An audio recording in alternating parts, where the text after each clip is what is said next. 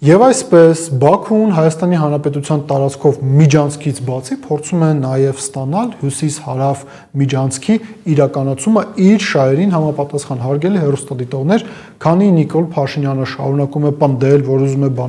բանավեճ վարել Հայաստանի Հանրապետության նախկին 3 նախագահների հետ, Հարավային Կովկասում աշխարհաքաղաքական իրավիճակը փոխվում է։ Կարևոր կետը իհարկե Վաշինգտոնում տեղի ունեցած իրադարձություններն էին, բայց դրան հաջորդող իրադարձությունները եւս վկայում են այն մասին, որ աշխարհաքաղաքական պատկերը մեր տարածաշրջանի փոխվում են եւ այդ փոփոխության մեջ բավականին կարևոր դեր ունի Ադրբեջանը։ Տեսեք, ինչ ռազմավարություններ ընտրել Ադրբեջանը վերջին 1-1.5 տարվա ընթացքում իրենց անհրաժեշտ էր, որպեսզի չեզոքացվի ռուսական հնարավոր ազդեցությունը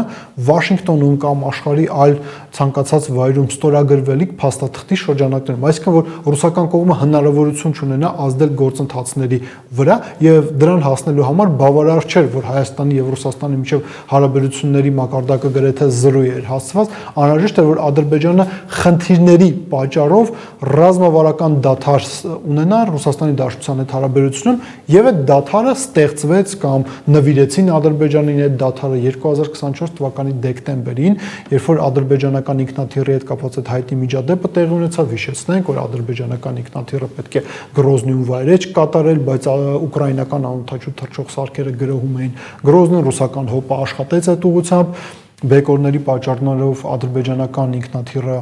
վնասվածքներ ստացավ եւ փաստացի հետո կործանում տեղի ունեցավ։ Ադրբեջանցիները շատ լավ կարողացան այս ամենը խաղարկել եւ գրեթե միջև վերջերս, միջև Դուշանբեում Պուտինի եւ Ալիևի միջև հանդիպումը Ռուսաստանի եւ Ադրբեջանի միջև հարաբերությունները քաղաքական առումով 0-ի են հասցված, բայց դա հնարավորություն տվեց Ալիևին Նիկոլ Փաշինյանին որպես աշխարհաքաղաքական մասովկա տանել Վաշինգտոն եւ ստորագրել տալ փաստաթուղթ, որով ադրբեջանցիները Հայաստանի տարածքով ստացան միջանցք, որը արտացոլված է հետևյալ ձևակերպման, որ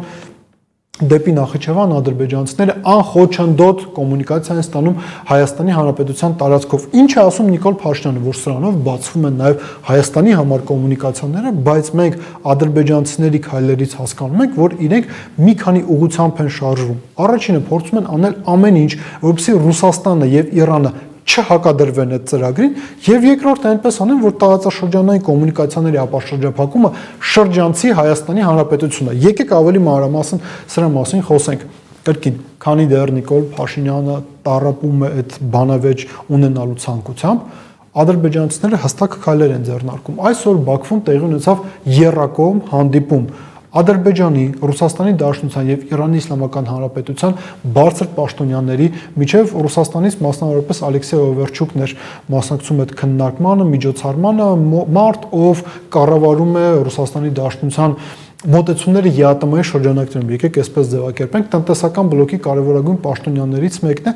քննարկումները բավականին ծավալուն էին, կողմերը խոսում էին թե էներգետիկ ոլորտից, թե տրանսպորտային համակարգից եւ առանձին անդրադարձ եղավ հյուսիս-հարավ նախագծին, մասնավորապես նույն Ալեքսեյ Օվերչուկը թիվս այլի նշեց, որ դա չափազանց կարևոր նախագիծ է, որովհետև Բալտիկ ծոցից մինչև Պարսից ծոց իրենք կապ են ստեղծում, ավելին խոսում էր այն մասին, որ անհրաժեշտ է անխոչնդոտ լոգիստիկա ստեղծել Ռուսաստանի Դաշնության համար, Իրանի Իսլամական Հանրապետության համար, Ադրբեջանի համար։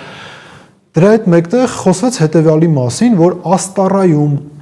համապատասխան ինժեներաշինարարական աշխատանքները արդեն ավարտվում են եւ դա կարևոր տրանսպորտային հանգույց է լինելու։ Ավելին իրանական լրատվամիջոցները նաեւ հետեւյալ տեղեկատվությունը տարածեցին, որ շատ մոտ ապագայում իրանական կողմը ռուսական կապալառուի հետ ստորագրելու է մի պայմանագիր, որով ռեշտ Աստարա երկաթգծի շինարարությունները արդեն գործնական փուլ են մտնելու, այսինքն այլ կերպ ասած Ադրբեջանը, Ռուսաստանը եւ Իրանի Իսլամական Հանրապետությունը այդ հյուսիս-հարավ տրանսպորտային միջանցքի գործարկման վերաբերյալ հստակ քայլեր են ձեռնարկում եւ այդ քայլերի շրջանակներում Հայաստանը դուրս է մնում։ Ավելին հարգելի հեռուստադիտողներ, հիշում եք նույն Ալեքսեյ Օվերչուկը մեկնաբանելով Հայաստանի դիրքորոշումը նշում էր հետևյալը, որ հայկական կողմը ինքը հետաքրքրություն չի ցուցաբերում այդ նախագծի վերաբերյալ հյուսիս-հարավ, իսկ ահա Ադրբեջանում վաղը հոկտեմբերի 14-ին իրանցի եւ ռուս պաշտոնյաներին ներկայացնելու են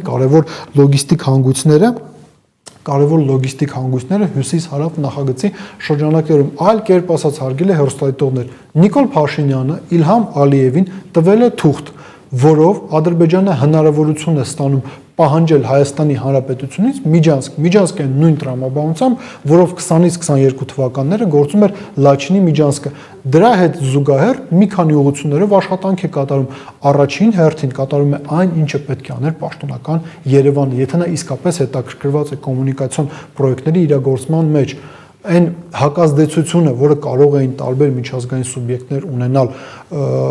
կոմունիկացիաների ապաշրջափակման համատեքստում, Ադրբեջանը զրոյացնում է այդ հակասությունները, բայց զրոյացնում է հետևյալ կերպ, ինքը Հայաստանը դուրս է բերում այդ լոգիստիկ նախագծերից, փորձելով այլ ճանապարհներով